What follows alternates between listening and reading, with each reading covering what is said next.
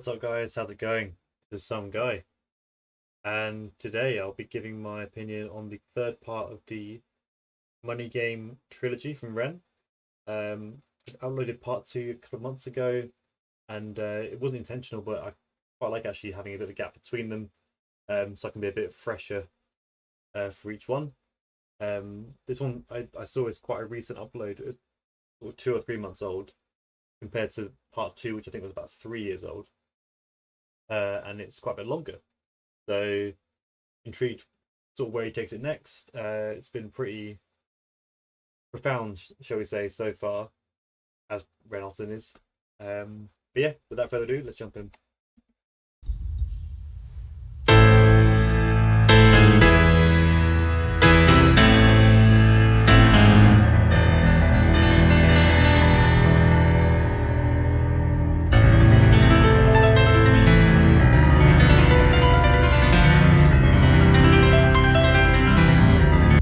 Is that him? I'm sure I'll find out in a second, but I don't think I've seen him play piano yet. Could be wrong on that.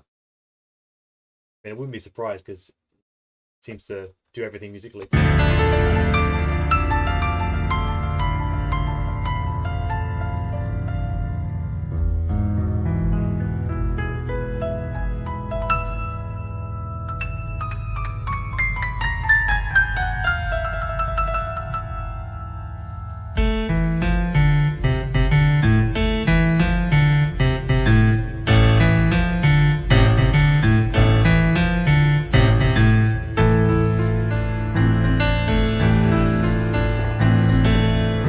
I love how the production value has clearly gone up.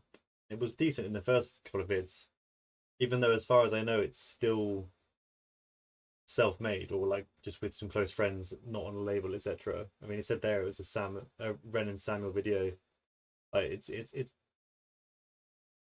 haven't ever tried to learn, but I don't doubt that learning that kind of level of production isn't straightforward. Very polished.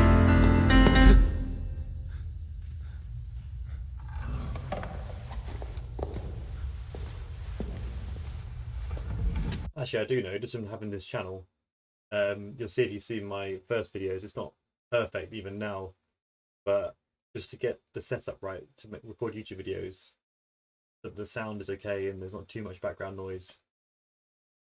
I didn't even realize that was difficult. Turns out it is, and I've learned a lot, but that's a minor thing. So yeah, I'm digressing, but compared to this sort of level of production, obviously.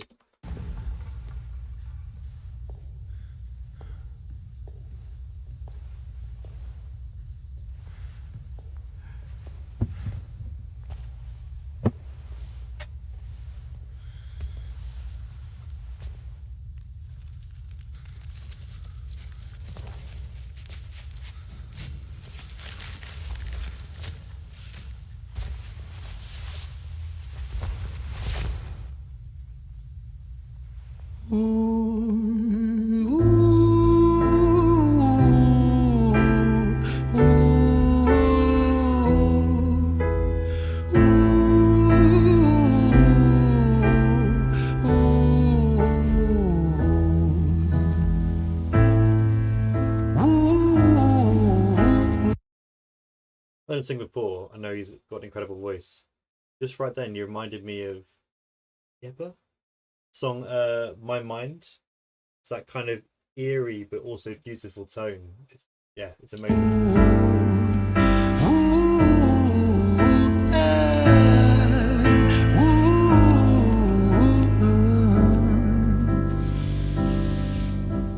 Let me tell you a story about a boy named Jimmy. 1 year old and his first words were mine, mine, gimme. 2 years old he was walking, 3 years old walking quickly. 4 years old he was running round the pavements of his city. 5 years old and his daddy told him, listen here son, you gotta learn to be a man. A man, he works for what he wants. 6 years old and he's reading, writing, top of the bunch. And when he's 7, his progression made him student number 1. 8 years old and he's praised for unusual grades. 9, his parents paid for private school to nurture the flame. 10, 11, 12, 13, he ascends and ascends. His daddy tells him, son, money is the means to all ends. 14, solving complex mathematical equations. At 15, IQ 150, still elevating. 16, he develops complex software code that detects weaknesses in cybersecurity protocols. 17, and he sells his vision, keeping the share. Not yet an adult, but he's practically a millionaire. 18, and his daddy tells him, now you're a man. This world don't give a damn about you, so take all that you can. 19, he turns a profit, stocks and shares, invest in product. 20. Quickly pause it there. I was wondering before watching this how I assumed it would be on the same subject as it was the first two. I was wondering how he might approach it, because obviously rather than doing more of the same, and like obviously he's done that completely different angle. I mean, I'll let it play, but yeah, I wasn't expecting this, and it's certainly a different take.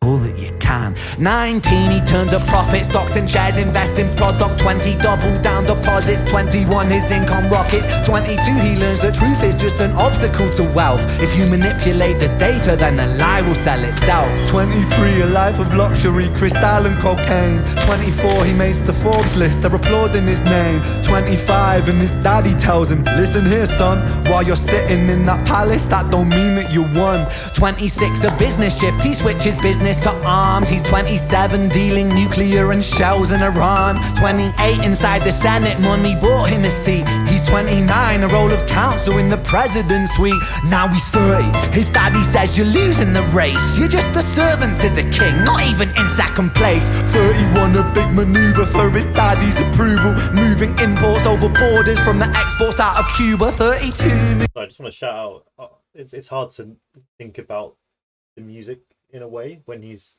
telling a story like this, because you're so drawn in, but his flow there with the sort of half rap, hard. Servant to the king, not even in second place. 31, a big maneuver for his daddy's approval, moving imports over borders from the exports out of Cuba. 32, moving grams, growing kilos to tons. He's 33, filling warehouses with powder and guns. 34, turf war with nobody to stop it. Blind eye from the po-po inside of his pocket.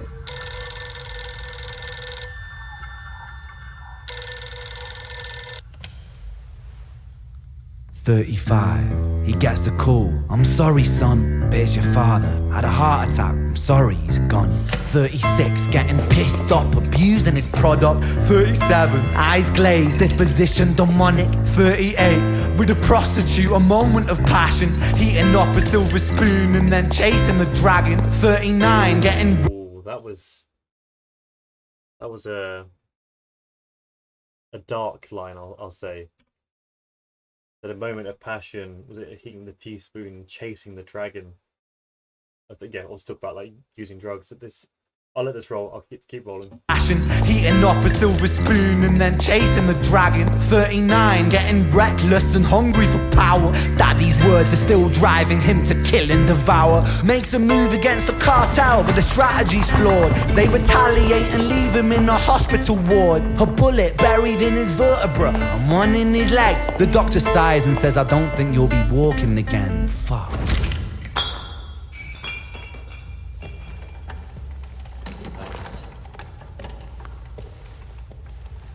I didn't see it going this way.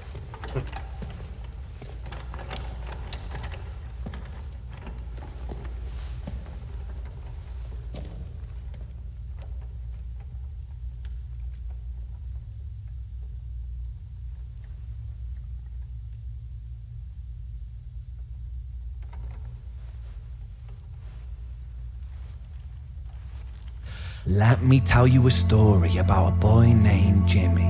He was 40 and he cursed the words, mine, mine, gimme. 41, he wasn't walking. 42, not walking quickly. 43, never running round the pavements of his city. 44, inside a palace with a mountain of gold. But those riches turn to rubble when perspective evolves, weighing heavy on his... Oh, sorry to pause him when he's in a warming up like that, but those riches turn to rubble when there's perspective involved. I mean, I'll comment more at the end, but I can see obviously the overall point he's making here. But yeah, he still makes it not a cliche point. You know, everyone's heard money doesn't buy you happiness, but this is an enactment. This is a demonstration of how that can play out. And that line was beautiful. But those riches turn to rubble when perspective evolves, weighing heavy on his conscience is the value of... It is, because things are only valuable because enough humans decide they are. It's like, just a slight digress. When Europeans, or I think particularly the Spanish, arrived in South America, from what I understand, gold, like the native people were more than happy to let them have the gold, because for them it was just, you know, a shiny yellow rock mineral that they had no need for, and even at that time it was only used to make jewelry or coins, things that are only valuable because we decided they are not actually useful to you, you know, physically. So yeah, that reminded me of that point that he just made of there are only riches when there's perspective involved. It's only when we decide that something's valuable. It's powerful, that. Bubble when perspective evolves, weighing heavy on his conscience is the value of gold. Lamborghini for a life, trading money for souls. Jimmy followed the code inside the land of the free. Put your hand inside the cookie jar, take more than you need. And his example is... Again, follow the code in the land of the free. Put your hand inside the cookie jar, take more than you need. I think he's talking about the American dream. But he's talking about how it so often leads to greed. It leads to wealth inequality, I think. I could talk about the American dream for a while as well. Not just the American dream, but... Have I said this in a video before? I'm not sure. I don't think I have. But yeah, it's a fallacy, because not everyone can achieve the American dream, or it wouldn't work, because by definition, only some can make it, otherwise it wouldn't be at the top. And I think that can be quite toxic to make out that is the only reason that someone isn't successful compared to someone that is, at least on your scale, is because they haven't tried enough, or they haven't got the ability. Sure, hard work and talent might lead you to some good outcomes, and I'm not saying you shouldn't respect that, but a lot of people start out life in a very different place with different abilities, different responsibilities, and they'll never ever get to where you are, but not necessarily because they're not capable, they just didn't have the chance. And they, sorry, little rant, but I've always thought the American dream idea is sort of maybe well intentioned, but ultimately quite toxic, and probably leads to people feeling like they're constantly failing. Life trading money for souls. Jimmy followed the code inside the land of the free. Put your hand inside the cookie jar, take more than you need. And his example is exaggerated versions of me, and it's a version of him, and it's a version of she, and it's a version of you. There's no escaping the blame. The way we live is parasitic. Fuck the money and fame. Call the music.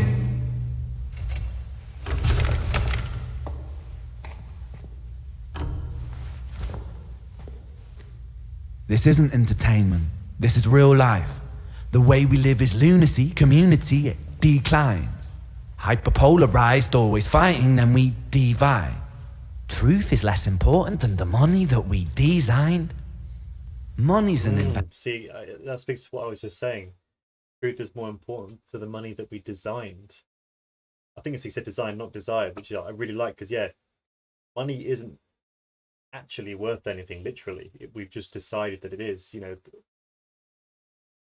Yeah, this is Hyperpolarized, always fighting, then we divide. truth is less important than the money that we designed. Money's an invention. Politics from our invention. They all come from people's ideas. Did I mention? Border's an invention. Law and order. Yes, I'm so glad I spoke about this early now because I didn't realize how relevant it was going to be. Um, I couldn't agree more. Like, I don't know what the alternative would be. I don't know if I should get this sort of political, philosophical on the channel, but anyway. But I, again, nationalism can be very toxic. Borders are made up. Like, we just decided that countries exist, and I'm not saying that there isn't benefit to having localized governments in different areas to help manage things for those people, but we get very hung up on the fact that some people do anyway, that they were born in a certain place and others weren't, and I just think it's really short-sighted. And I think it's actually the education is to blame. We don't learn in school enough about the history of the human race, and when you look at it in that perspective, you realize actually, okay, you might have lived in a certain country for 5-6 generations, but that's a drop in the ocean compared to time, so that we get philosophical. But yeah, it just makes things seem really silly when you think about that, and actually people are just people. They all come from people's ideas. Did I mention? Border's an invention. Law and order fuel the tension. It leads to people killing each other. My solution? Got an idea?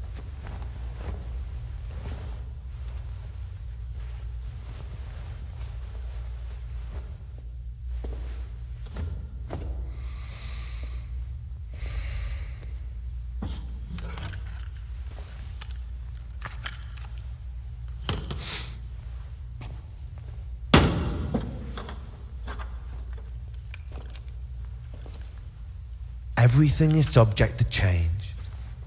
We could build utopias if individuals were taught to use their brains. But if we teach kids in schools to always be sheep and put themselves before the herd if there's more money for me, then there's no future I see where the humans survive with parasites inside a petri dish with cannibal minds. Mold will grow upon the surface and consume till it dies. And our fate could be the same without this story to the wise.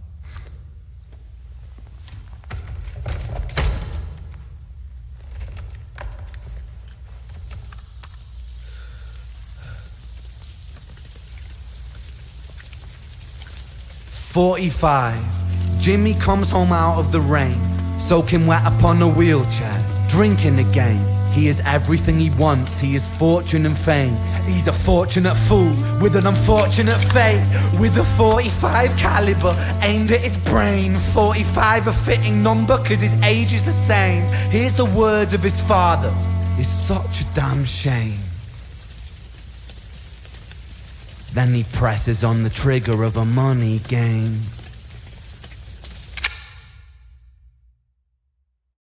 Wow. I think that was the most impressive, is that the word, of all three? I mean, they're all amazing, but like that one, I think as a complete thing, as a complete piece of art, was the most impressive. The video was really well done. I loved it. The different angle that they took, individual angle rather than sort of as a human race as he did in the last one. And as you will have realized, I agree with a lot of what he said because I accidentally said it before him. Some things anyway. Yeah. I'm glad that he ended it as well with a little bit of hope. Is it, well, not hope, but pointing out that there is a solution. The solution is, enough people need to stop caring about these things, and that is easier said than done because